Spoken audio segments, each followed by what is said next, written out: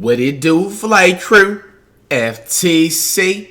Flight team stand up! Hey man, now this is on my recommended. And I kind of always wondered it too, because I remember when I watched Steph Curry for the first time, back in the Davidson days in college, he was wearing Nikes. And I would last expect him to wear, Under Armour and all that stuff. And a lot along with other NBA players, I just be having weird shooters like Kawhi Leonard had something with New Balance. Now, when you look at the bigger picture, you got to understand that there's a big bag involved. Like, New Balance gave Kawhi like a crazy amount of a bag. Like, I would take that too. You know what I'm saying? But, it's the same thing with Curry. But, when it's a shoe brand like Nike, you would think that they would come correct with a player like Steph Curry, as much of a superstar and how he's, top 2 ever to play in the game of basketball. In front of him is Michael Jordan.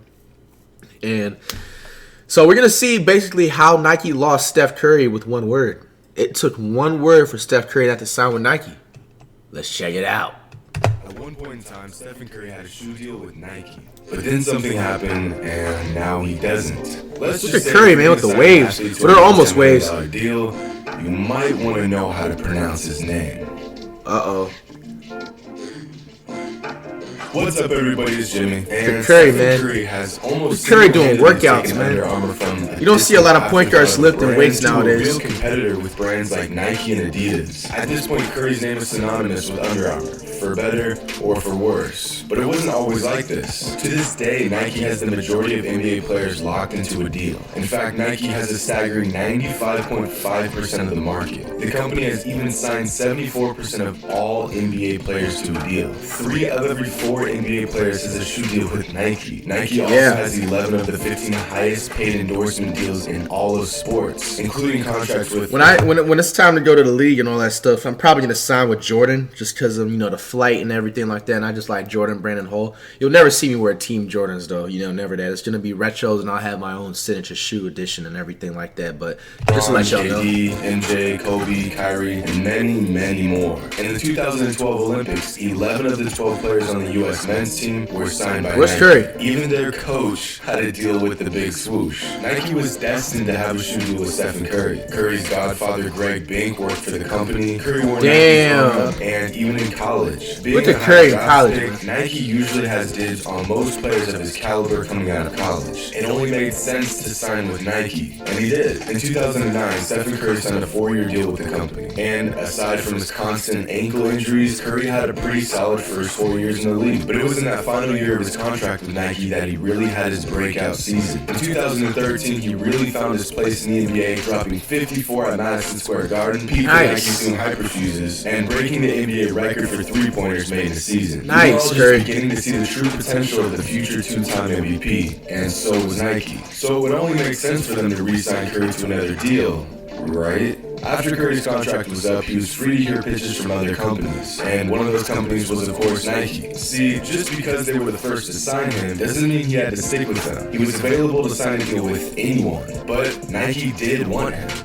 Kinda. The company set up a meeting with Stephen and his father Dell to pitch their deal. But right from the jump, something didn't seem right. Nike categorizes their athletes into tiers. No, not tiers. Tiers. The top tier being athletes like Kobe, LeBron, and KD. Well, immediately Steph could tell Nike did not see him as a top tier athlete, or even a priority for him. To start things off, Nike had given Kyrie and Anthony Davis their own youth development camps, but not Curry, even though Steph joined the league years before them. The next mistake Nike made during their pitch was only offering Curry $2.5 million for the deal. I mean, don't get me wrong, I'll take a cool $2.5 million to wear some shoes any day, but I'm not Stephen Curry. Under Armour, he knows his work. Company at the time offered Curry $4 million. But it gets worse. During Nike's pitch to the Curry family, they used a slideshow, and one of those slides had Kevin Durant's name on it. Oh my gosh! Slideshow during Durant's pitch and forgot to change the names. You can't make this stuff up. I mean, I've messed up slideshows here and there in high school, forgot to change a picture or two, but homie,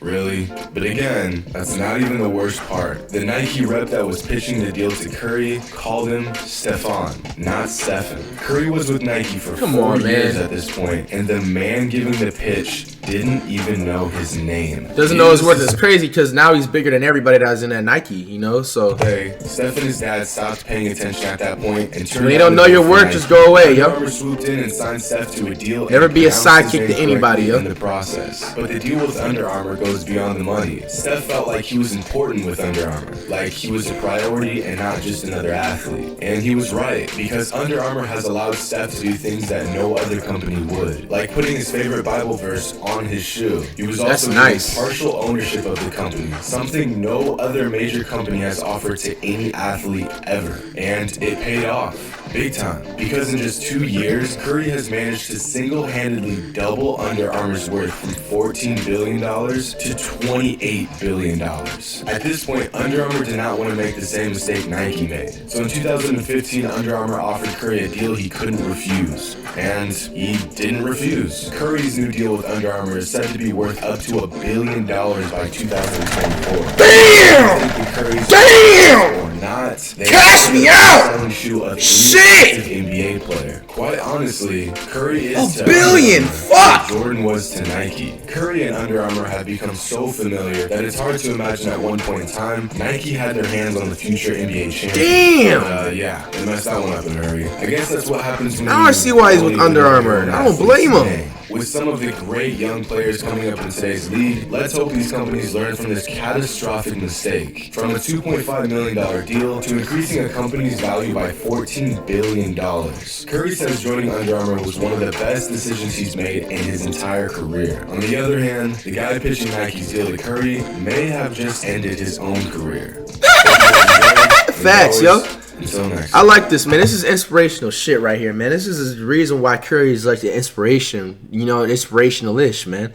Like, he turned down money, quick money up front, but he had to be a sidekick and be behind somebody else and be in a shadow of somebody else. And then instead he was just like, fuck that, I ain't no one's shadow. I'm going to start my own shit and go somewhere where not a lot of people doing. And what do you know? You know what I'm saying? And that's always happens. It's always gonna happen with that, no matter what you do in life, you know. So, man, Curry, man, just inspirational, man. Just doing great things out there, man. Continue to do it.